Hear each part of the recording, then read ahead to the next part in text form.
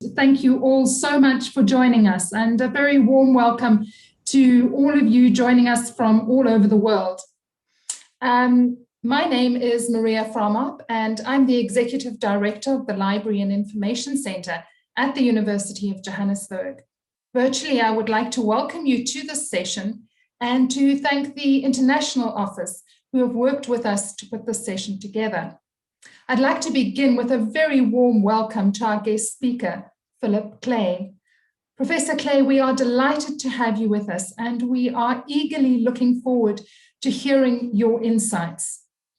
We would also like to thank the Vice Chancellor and President of the University of Johannesburg, Professor Malwala, members of Council, members of the MEC, members of our ELG for joining us today.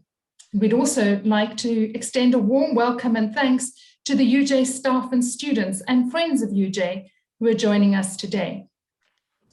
I just have two quick announcements. The first one is, in order to make our events as relevant as possible and as enjoyable as possible, we'd like to ask you for some feedback. You will see that a QR code will come up on the screen, and if you hover your phone over that QR code, it will link you to a short questionnaire. But if you're not sure how to use that technology, or you are watching us on your phone, then a link will come up in the questions and answers, and you just click on that link and then can fill out the form. The way today is going to go is that we are going to begin by welcoming and introducing Prof Phillip Clay, and he will then address us, and we'll then move over to a questions and answer. We're going to ask you all to please post your questions in the Q&A as we go along. Don't wait until the end of Prof Clay's presentation. Once we get into the questions and answers, you're also welcome to continue posting your questions. We are not going to be taking any questions live, i.e. spoken. Your mics will all be muted through the webinar.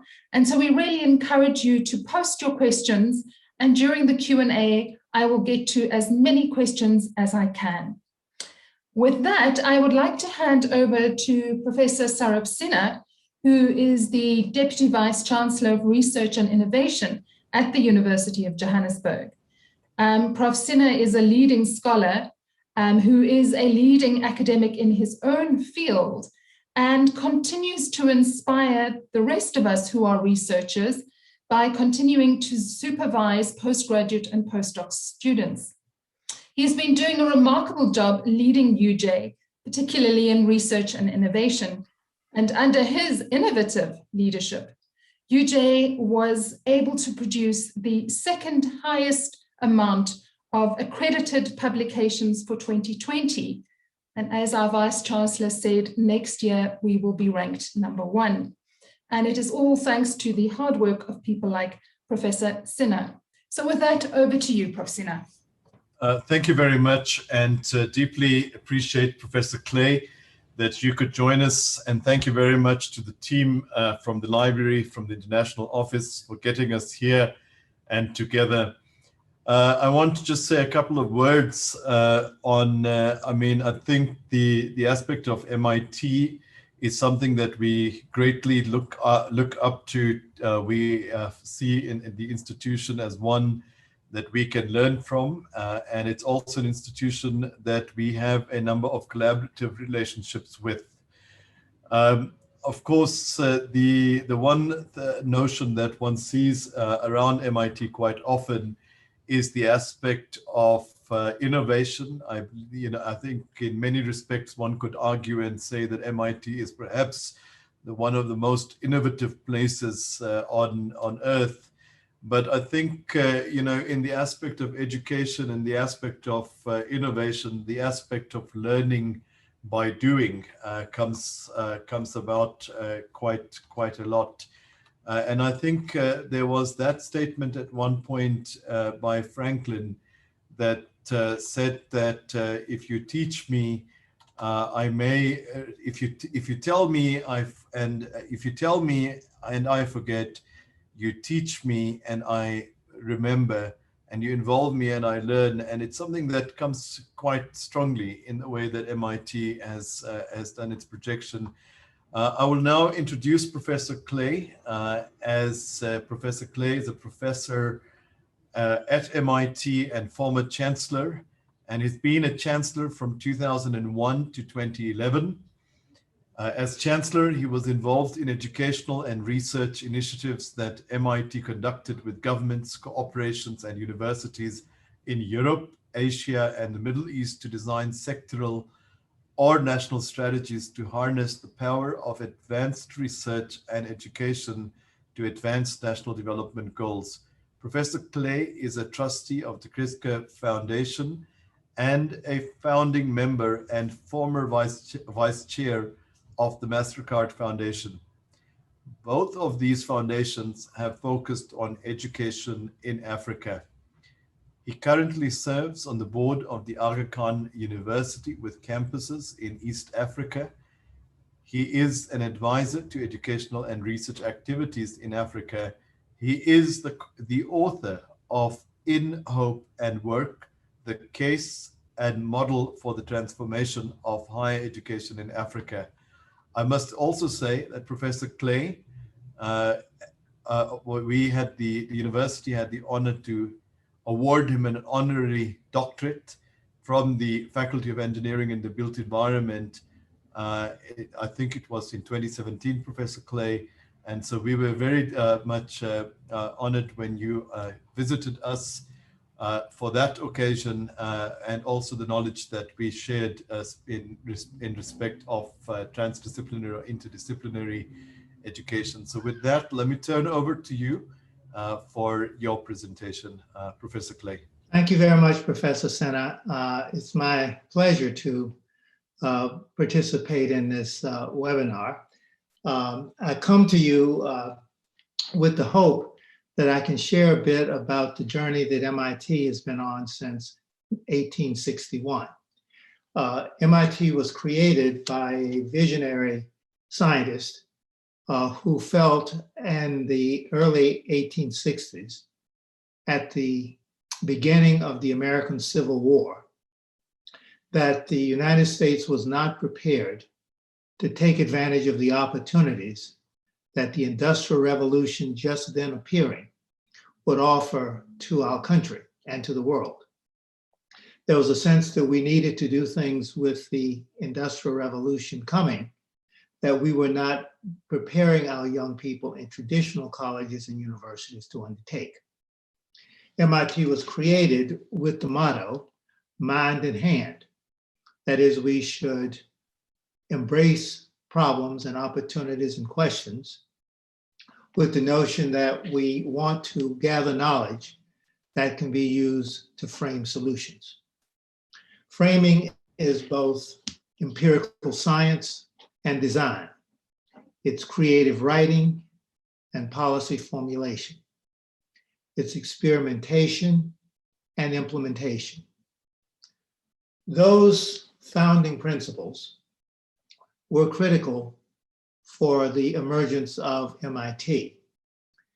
And in my presentation at the commencement 2 years ago, I pointed out that the University of Johannesburg has set itself on a similar journey. The University of Johannesburg was created out of a combination of several existing universities with the vision that the university would be a principal player in preparing young people to take advantage of the opportunities and to address the challenges of a post-apartheid South Africa. Both of those situations, our Civil War and your apartheid, greatly limited a fraction of the population, the Black population, to fully participate in the development of the country. MIT was late to the game of the kind of commitment we now believe we have, but we were not totally late. The first graduate of MIT who was Black was a member of the class of 1892. In fact, he graduated from the same high school that I would graduate at 70 years later. So this is a short period we're talking about. We're talking about the Industrial Revolution. We're talking about the emergence of South Africa as a nation and the US as a nation, both countries dealing with the immorality of colonialism and slavery, and institutions that are trying to create a way for young people now to move beyond the limitations of that history. So I want to talk about what the journey for MIT has been. First of all, the founding fathers of MIT decided that the focus would be on engineering, science, architecture, and social studies. Now, social studies then was quite limited. It basically was economics, a bit of political theory, humanities courses in history, philosophy, linguistics, etc. And even today, when most people think our graduates only study engineering and science, I would point out that of the 40 courses typically taken by students to get a bachelor's degree, fully 20% of those are in social science, art, and humanities. So the concentration in engineering and science, later in management, the management school was started in 1918, was to be built on a foundation of a broad education. We also had the notion that we couldn't do everything well. And MIT is still a small school. Our enrollment is 11,000, and it has been about that at that level for more than 50 years. We take in about 1,000 new undergraduates each year, and that number has remained steady as well. We have a limited number of majors. I went to a university in North Carolina where we probably had on the order of 70 majors, 15 different schools. At MIT, we have 24 majors, 24 departments. And while some of the departments will offer variations of their degree, still the number of departments is fairly limited and fairly stable. We also understand that education and research are different activities. They're undertaken by faculty, but the organization of our education is around disciplines with some interdisciplinary activities for advanced students. But research should not be limited to disciplines, and that is a fundamental belief on our part. Our labs are organized around problems, around methodologies, around issues that attract faculty from a variety of disciplines. Some of my colleagues now are busily putting together research initiatives to address climate change and how we adapt to climate change. And faculty from 15 departments participate in that collaboration to develop a research strategy on climate change. A similar kind of collaboration is developing on other topics. Mobility, which is an advanced version of transportation because mobility involves more than transportation. It involves the infrastructure associated with travel. It involves management of vehicles, and it involves road systems. And now with technology, additional systems are being developed. We also have a very low barrier between our disciplines. The Institute was designed, the main set of buildings were opened in 1916. And the original main buildings are all connected to each other. The idea was that as faculty move around, they should move around in an interdisciplinary manner. To put it the most significantly in that regard, our department, my department, Urban Studies and Planning, has an adjacency with architecture, mechanical engineering, and civil engineering. And there are collaborations that involve joint appointments of faculty in each of those areas. We also have a kind of belief that addressing the needs of students as they learn is critical. So, for example, we do not have the kind of football or basketball teams that would appear on television, but more than 70% of our students participate in athletics, and we have a very strong athletic culture as well as a requirement that students take 2 years of athletic activity with the hope that as they're developing their minds, they're also committed to developing their bodies. We admit students based on their ability to do the work and to fit our programs. We do not admit students based on their family background. About 1 out of 6 faculty students who we admit are the first in their families to go to college. That's a very strong belief on our part, and that is backed up by a commitment that if a student applies and is admitted, they will be given the financial support they need to graduate. This is a heavy commitment because the current cost of a year at MIT, and the tuition is the same whether you're a graduate student or an undergraduate, is $65,000. There are not very many American families that can afford that. In fact, the median family income in the US is not $65,000.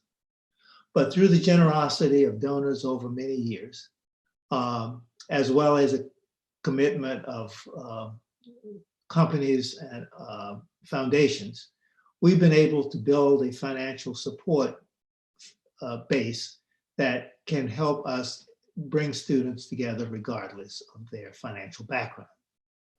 We also admit students from all over the world.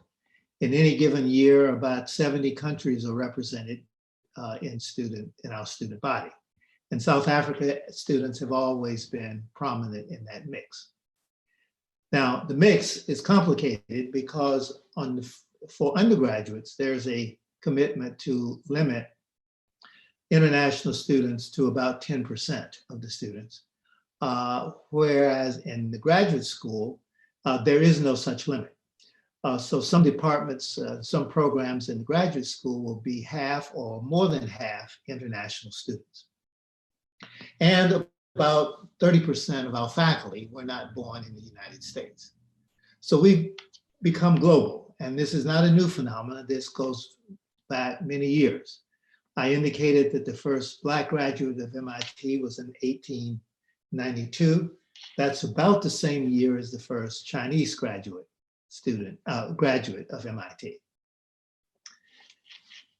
We do believe in excellence.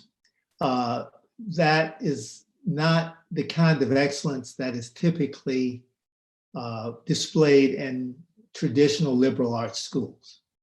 For us, excellence means not just that you do well, that is, you grasp the facts, but that you're able to, you can demonstrate this and you are admitted based on your ability to contribute to the research enterprise. And this is true for undergraduates as well as graduate students. We have a program that provides research opportunities for students as early as their freshman year, where they can go to a faculty member who's working on X and say, I would like to work on X. Now, not every faculty member says yes to every student, but we take care of about 80% of the students in any given year. And we are able to do that in a way that students get the sense that we are serious when we say, our motto is mind and hand. We want students engaged in the research enterprise of the institution as soon as possible. We also believe that mind and hand comes into play when it comes to professional education. Most of our programs have a field component. That is, some activity outside the classroom, outside traditional lecture and labs, where students get a feel for hands-on engagement with excellence in their professional area. And we have about 15 of these international programs for students to get this experience, including one in South Africa that's associated with WITS. And we have them in 13 other countries. And the students come not just to WITS to take classes. That's typically not the way to engage them. They typically come to work with faculty and research. In other places, they may work with a major industrial company to get a hands-on feeling for what real design is like or real production systems. We believe that the guidance for engagement in the profession through active learning, which is what labs and internships and other things call active learning, should be balanced as well by student preparation of a thesis.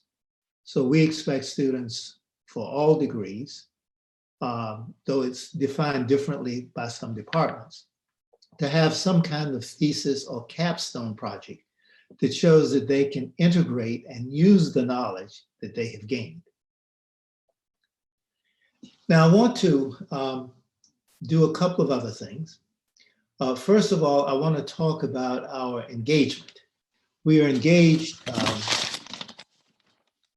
in a variety of ways. We're engaged with various industrial and foundation and research partners. We're engaged with communities, and we are engaged in policy work, usually with governments. So let me give you a bit of an illustration for each of these. When I was Chancellor, a number of countries became part of the European Union: Portugal, Italy, Ireland, etc. The EU expected that those countries would have a GDP after a period of time that's roughly the equivalent of the GDP of other European countries, France and Britain, for example.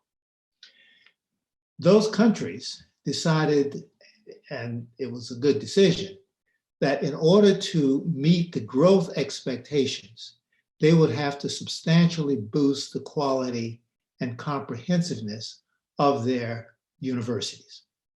So we partnered with a number of countries to assess and then advise them on ways that they could boost their research and development activity in universities and in adjacent institutions. I'm happy to say, and these were not limited, by the way, to countries that were trying to make this leap. We also had a collaboration with the United Kingdom. Cambridge University had a long period of excellence, but the government of the UK wanted them to have more of an engagement in external use of the knowledge that they produced. And so that was the basis for the Cambridge MIT Collaborative. Now, the countries that we work with, and I should say that there were many countries, China, South Africa did not come. The only African country that came in the same spirit as the European Rising Stars was Rwanda. President Kagame visited MIT 3 times, and we eventually developed a collaboration with Rwanda. Now, the typical way these worked was that institutions paid for some of their faculty to work with MIT faculty in both their educational activity and in their efforts to boost R&D. Now, these could always be arranged, and they can be arranged now if a faculty member at University of Johannesburg were to spend a year as a visiting scholar at MIT. The main activity there would be research, but there would also be some collaboration in how the research experience could be translated into educational activities as well. This happens when faculty at the 2 institutions agree, and they can convince their institutions to pay the costs associated with that collaboration. So that's an example of the collaboration with government. The second example I want to give is collaboration with industry. Several companies, while I was chancellor, were trying to make advanced planning for how they would deal with the increasing importance of technology. Some of these forays were very positive and some of them did not go very far. For example, I remember one long afternoon discussing with newspaper executives how they would deal with the digital arrival of text that was already starting to be in place. They couldn't figure out how to do what they knew needed to be done. That is to have a digital presence as well as a paper presence. But other companies were better. And I make the distinction between two kinds of companies. There's the company that focuses on transactions.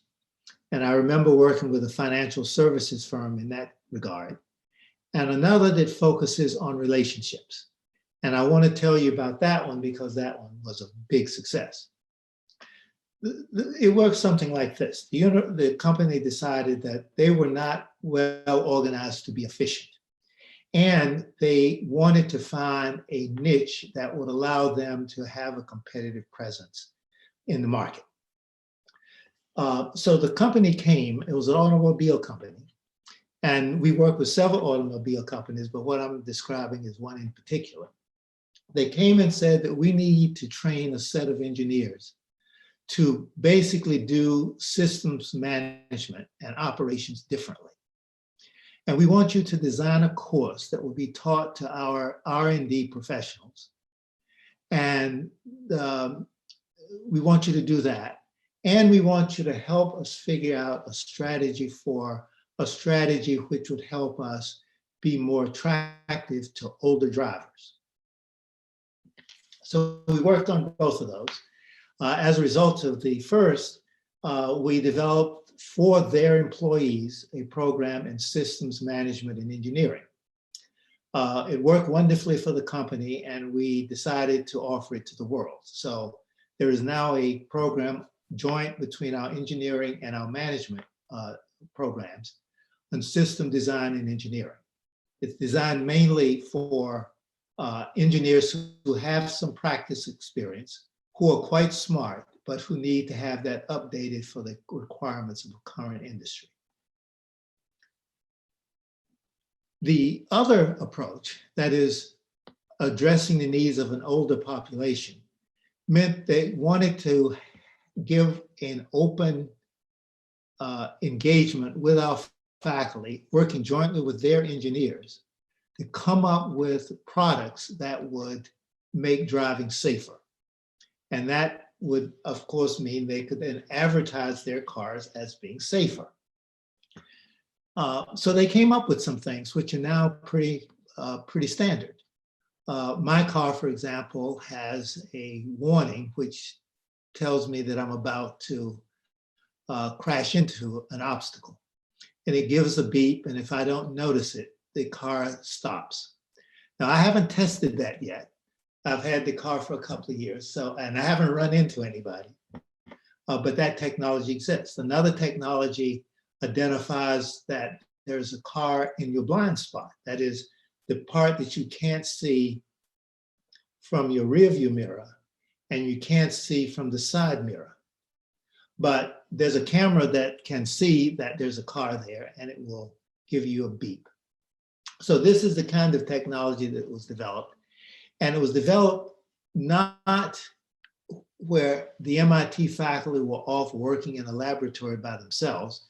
It was a joint collaboration between the R&D professionals at the company and our faculty. Now, I want to close by suggesting this. And in the reading I did in advance of my coming to University of Johannesburg to receive the honorary degree, it appears that that you are committed to building a university that addresses the challenges that your country faces and to prepare young people for a career of progressive engagement and excellence. There's no more powerful commitment than that you could make. And I hopefully have shared some ideas about how over the last 150 odd years, MIT has sought to achieve the original vision of our fathers, founding fathers. Now, I want to also close by noting that this is not an easy task.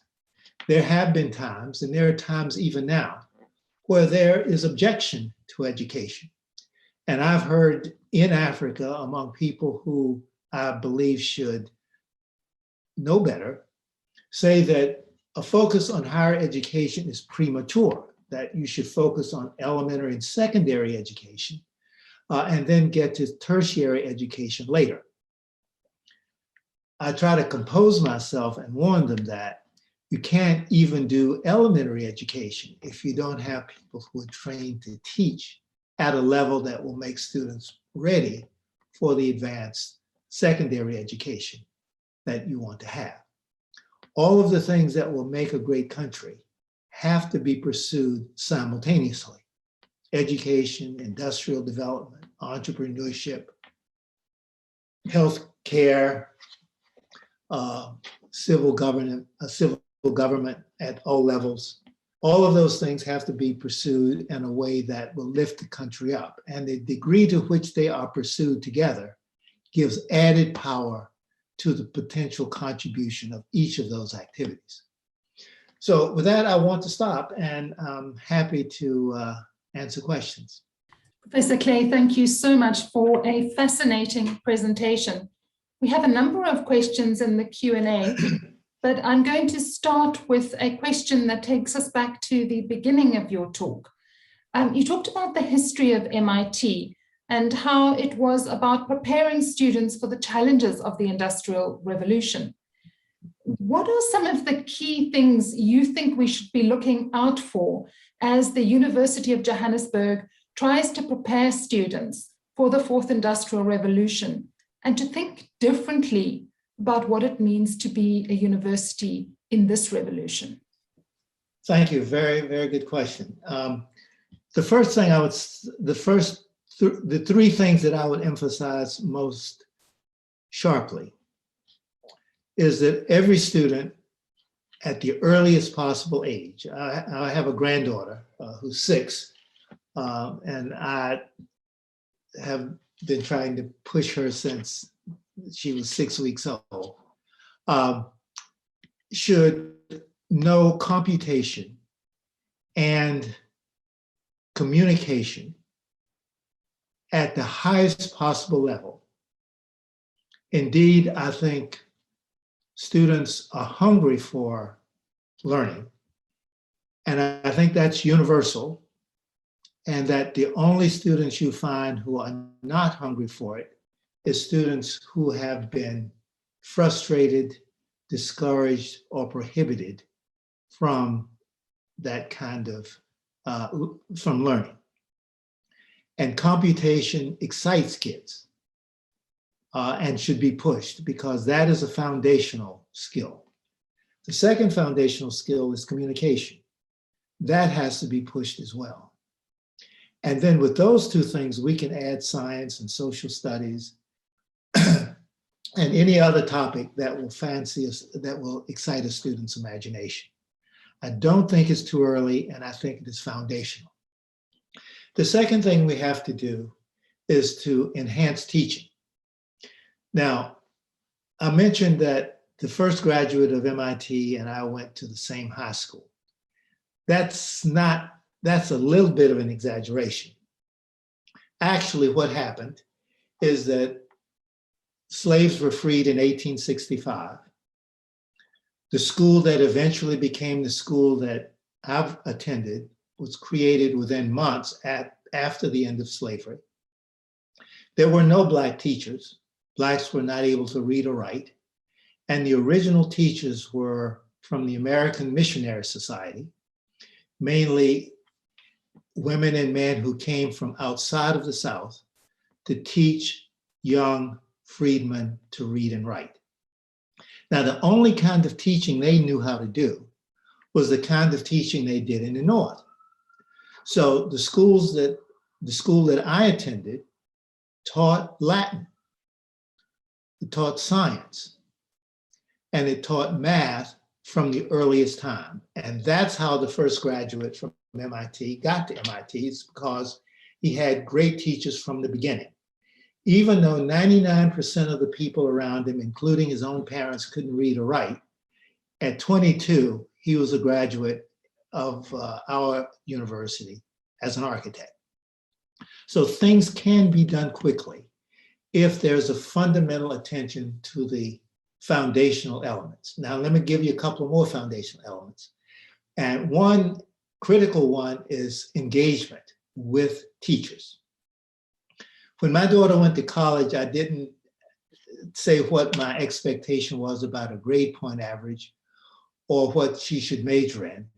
My advice to her was to get to know one teacher really well each semester, so that over the course of the 4 years, there would be 8 people with whom she had the chance to engage. Now, she did reasonably well, so I never insisted that she report to me which 8 faculty, or if there were more or less. But engagement is critical because we know that students will perform to the level that they are expected to perform. And if there are low expectations, there will be low performance. So engagement is one other. And finally, students need to get some way of validating their learning. That is an internship, laboratory projects, term papers, poems, any kind of way that they can show what they know so they can be validated in their learning and encouraged to move forward with confidence. So when those things are done, we don't really have to worry about where we are in the curve of national development. You're making progress when those things are achieved for students in schools across the country. Now, I can tell you that there are people who would rather not have you learn in this way that I've described. Intelligent people are people who are dangerous to people who are not willing to be supportive of their vision and ambitions. So I'm not surprised that there is sometimes resistance, not based on finances, resistance to education at the highest level. That has to be part of the mission, and I think it is part of your vision for the University of Johannesburg. Thank you so much. Your answer has sparked off a variety of different questions. One of them is that MIT teaches art, the social sciences, and humanities. What significance do these have for our contemporary times, and how do they link to the hard sciences, e.g. engineering? Well, what we've learned is that students who are wired for one thing, say they're wired for computer science, also tend to have a great deal of interest in music. And we know that in recent years, a lot of music that used to be simple is now enabled and enhanced by technology. So that's a natural kind of connection. Another is that when we try to figure out things like language or philosophy, we can use computer science to help go through a kind of analysis which it would take the human mind a very long time to do. In fact, when we built a new building for the Department of Computer Science, we put the Department of Linguistics in that same building. We thought it was important for the linguists and the computer scientists to bump into each other. Similarly, with biology, technology has enabled biologists to collaborate with just about everybody. They are part of the climate change activity I talked about. They are part of the geology associated with civil engineering, roads and forest management and the like. So there is a kind of integration that is natural. I don't like to use the word natural. that people gravitate to regardless of their discipline. And one of the things I noticed I didn't say is that we've tried as hard as possible to make the boundaries between fields as low as possible. So it really is possible for a student who's interested in, say, Shakespeare, to use digital analysis to look for streams and connections between different Shakespearean works. So I think the mind will go in these directions. We just have to make it possible, and to make it possible for the faculty to make those moves as well. Joint appointments are fairly common at MIT, for example. Thank you for that. Then we have another question.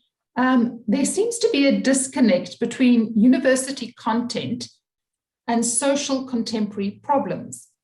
How can this be changed so as to use universities as tools to promote democracy and decolonization? These are very good questions. Universities have 3 chances to impact students. The first is the university can impart knowledge. Most universities do a pretty good job of that, some better than others. The second is universities can teach students to understand how society is structured, the role of different institutions and sectors and markets. That's information which the student can use as they go into the professional world. Some universities do that better than others, and I would say the best universities, if you look at their advanced undergraduate programs, these are the features that are embedded there sharply, and they are the substance of graduate programs, graduate professional programs. The third way I think speaks to your question, and most universities don't do a very good job of it, and that is the students should have an opportunity to learn, to be exposed, and to have opportunities to understand how they personally fit into the world. Students are looking for that. They think about it. As a student in college, I remember talking with my peers about what we would do.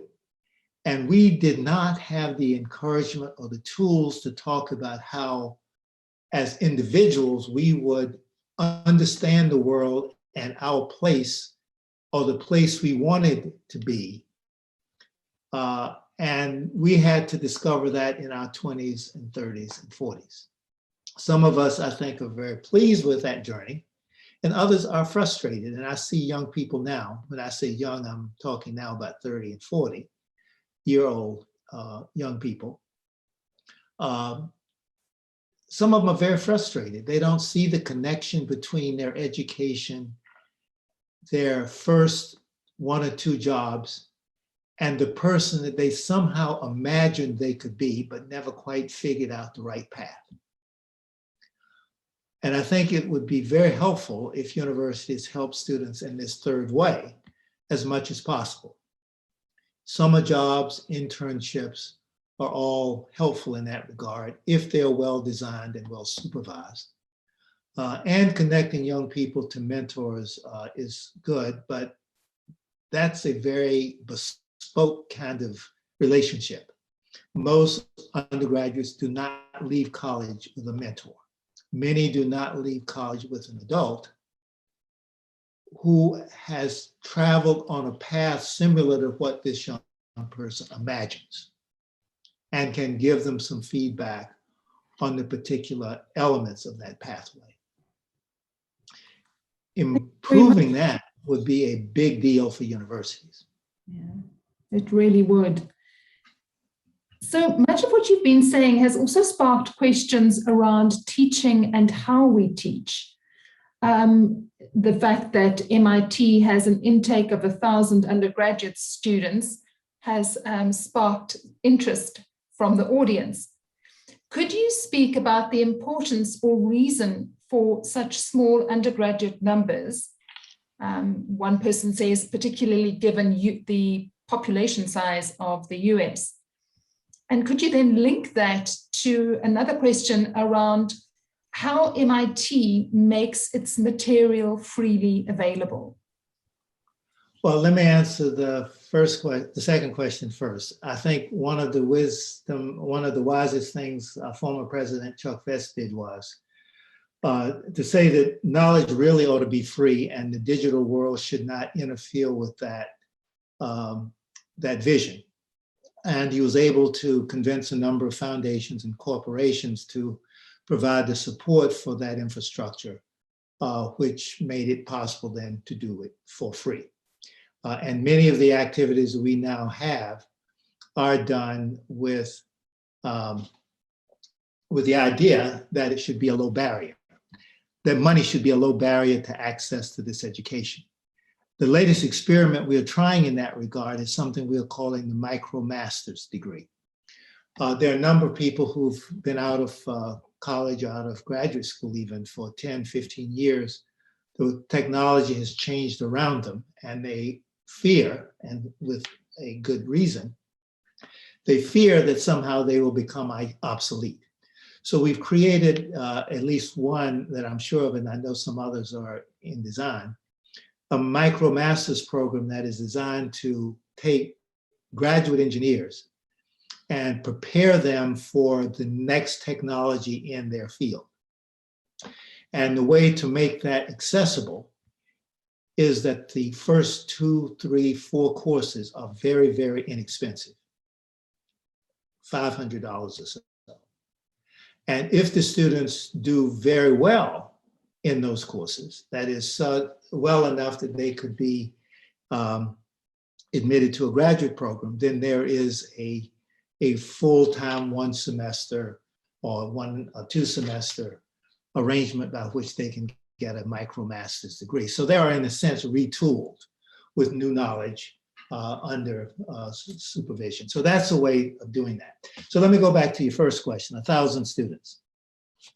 The kind of education that is provided is very expensive. So look at it this way. If we were to admit more students, we would have to hire more faculty. And if we hired more faculty, we would have to build more buildings, and we would have to build more dormitories. And that would be an escalating obligation. Rather than increase the size of the undergraduate population, we have slowly increased the size of the graduate population, and different departments have taken a different approach. When I first became a student in my department, we had 20 graduate students a year enter. We now have about 50, and we think that's probably a ceiling. Other schools have taken a similar approach, expanding some programs, having some graduate programs remain the same size, eliminating other programs. In other words, trying to keep the enrollment fresh with the latest areas for educational impact and research impact. When I came, for example, our civil engineering program had a degree in construction management. Then we decided that we really couldn't do construction management in the way that changing construction technology required. We would need a lot of land for a big laboratory with conveyor belts and so forth, and that just wasn't possible in Boston. So slowly we eliminated construction management and took on environmental planning. You don't need a big space to do environmental engineering. So I don't want to suggest that we're 11,000 and set and we make no changes. We've added majors, we've added programs, we've eliminated programs, and I think doing that, we've stayed fresh and stayed manageable so that when there's an extra bit of money, we don't use it to build a dormitory or another building. We use it to enhance the programs we have, including the financial aid program to make it possible for needy students to get the support they need. Great, thank you so much. Then we've got another cluster of questions around the changing world because of technology. So the first question is, there's a real fear today that with technology, robotics and AI, some careers are becoming obsolete. And linked to that is a question around how you think that in this world of technology and robotics, etc., certain fields will have to change significantly or possibly become obsolete. For example, engineering in its traditional form. Engineering, the example of engineering is an easy one. Engineering has always changed. Engineers trained 50 years prior have always been sort of obsolete. That has in the past happened slowly, so that by the time the engineer became obsolete, they would be approaching retirement, or they could be assigned to lesser tasks, and that the innovation and the avant-garde would be assigned to more recent graduates. There is a legitimate basis for fear that technology will eliminate some jobs, but it's also true, as we found over the last 2 or 3 decades, that technology also creates new jobs.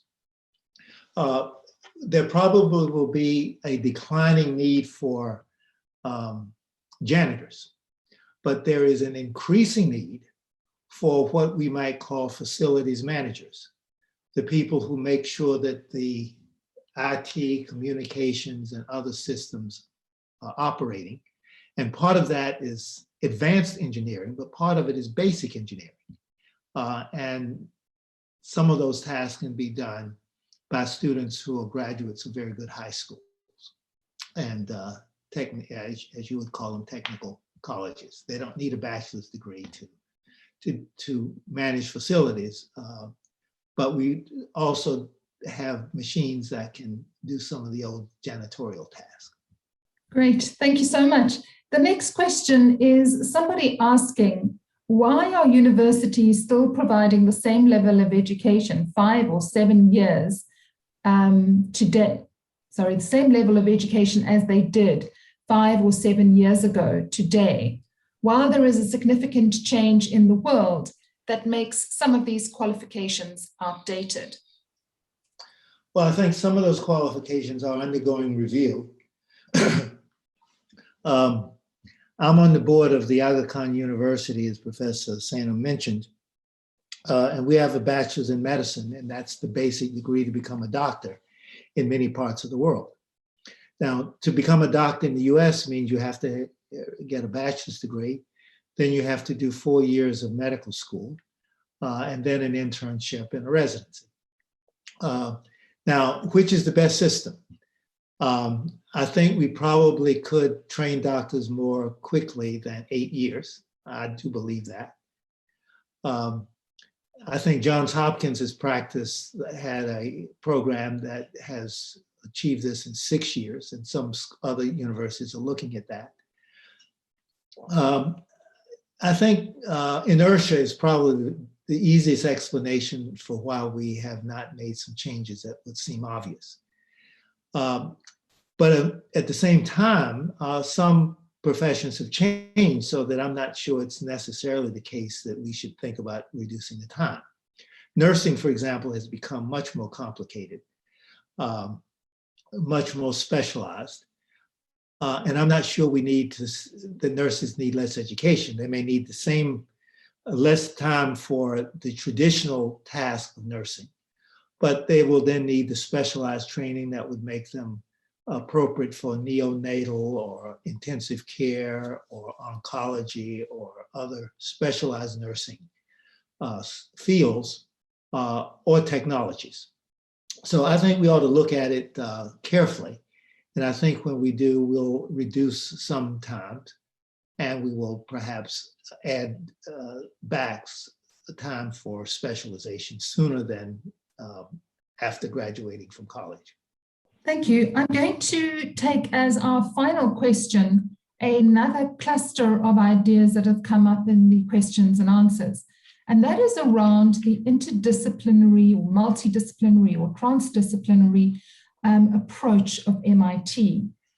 So the one question is, what lessons can be learned from the interdisciplinary research done at MIT that we, for example, at UJ could take on board? And from a teaching perspective, what interdisciplinary teaching and degrees have been particularly successful, and how have they been received more broadly in the world of work? And are there examples that you could point us towards? Thank you. Another great question. Interdisciplinary is complicated, and then you say transdisciplinary as well. My own view is this, that students should get a foundation in a discipline. A discipline is characterized by a body of knowledge, a set of tools and methods, and some ways of learning, ways of knowing that are systematic. So only by having a disciplinary grounding would one come to appreciate these features of a discipline. And so I would not be terribly excited about a raft of undergraduate interdisciplinary programs. For advanced students, the disciplinary foundation would be a strong basis for them to understand how to approach a problem that requires different methods, technologies, theories, et cetera, than they've been accustomed to.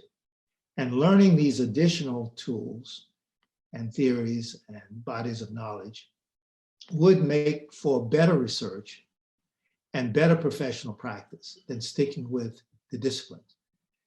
Sometimes it's mentioned in medicine that, if your back hurts, if you go to see an orthopedic surgeon, they're going to tell you one thing. If you go to see a neurologist, he or she will tell you something different. And if you go to a physical therapist, they'll just tell you to do this and do that. I don't want to see, and I don't think universities should, abandon the disciplinary feature of their programs. These should remain strong. At the advanced research and among faculty doing research, I'm strongly in favor of interdisciplinary. In fact, I don't think it's probably wise in 2021 to imagine good research not being to some degree interdisciplinary. Engineers are needed in medical research. Anthropologists are needed in psychiatry. You need to bring all of the information to bear in professional practice and in advanced research. And that is best done by having the experts, the people with the deep disciplinary knowledge, being part of the team. Now, the last part of your question focused on whether they're interdisciplinary degrees and how have they worked out at MIT. We don't have very many of them.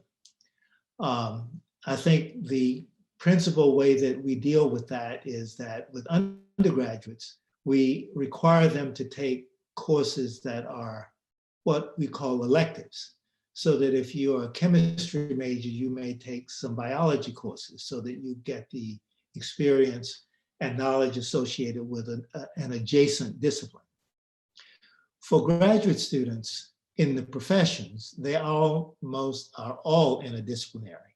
My department has anthropologists, engineers, economists, sociologists as part of the faculty. So there is an array of disciplines at play in the design of our courses and the curriculum. I think that's a model that I would encourage. I'm sure there are some very good interdisciplinary degrees, but they are the exception.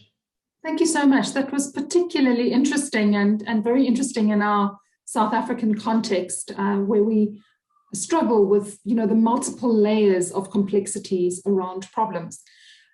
Professor Clay, it has been fascinating speaking to you and hearing you answer our questions.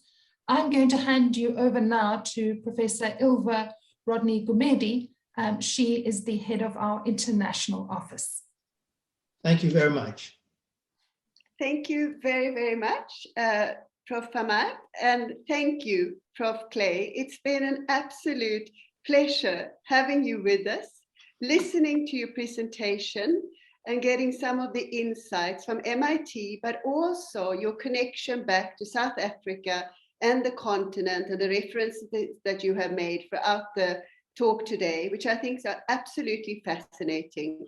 And we've seen it in the questions as well that have come up on the chat box and through the audience, that there's been a lot of engagement around the idea of how do you do interdisciplinary degrees, how do you furnish ideas around how you work with students in a different way. And I think that one of the lessons that I've definitely taken away today is this idea of encouraging young people and our students to reflect on who they want to be and give them to support to be what they want to be, and to give them those insights, confidence, and to be there, whether that is through the degrees, interdisciplinary degrees, project-based work, or just interacting with each and every teacher and lecturer and peer in the student body that they come across. I think that is a most valuable lesson. And I think throughout our history, we have not had that in South Africa and in many other contexts as well. And I think that that's really something that can talk to decolonized perspective and transformative perspectives in our education system. So I thank you, Professor Clay. It's absolutely lovely and fascinating listening to you. And we will continue interacting with you and engaging with you in many, many ways. So please don't go away. Thank you very much. Thank you very much, and thank the audience.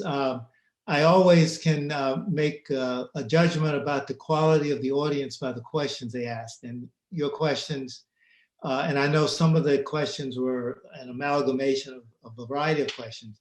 The questions were very sharp, and that gives me a great deal of pleasure knowing that the future of South Africa will be in the hands of some very sharp young people. Thank you very much.